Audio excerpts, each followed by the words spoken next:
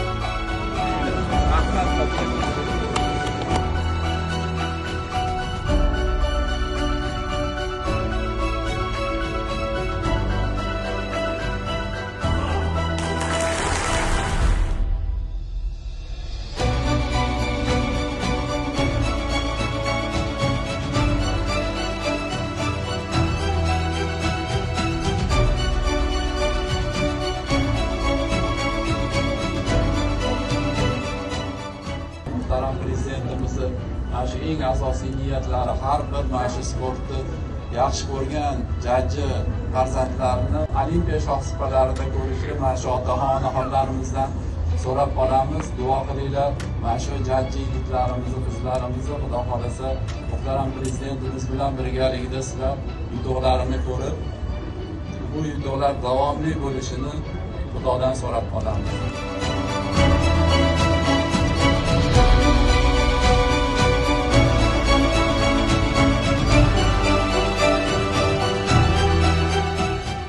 Hammalaringni ko'rib, boksga bo'lgan ishtiyoqlaringni ko'rib biz xursand bo'lyapmiz. Hozir mana muhtaram prezidentimizga borib albatta yetkazamiz.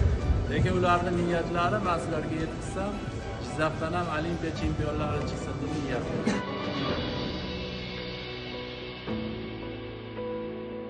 O'zbekiston chempion! O'zbekiston chempion!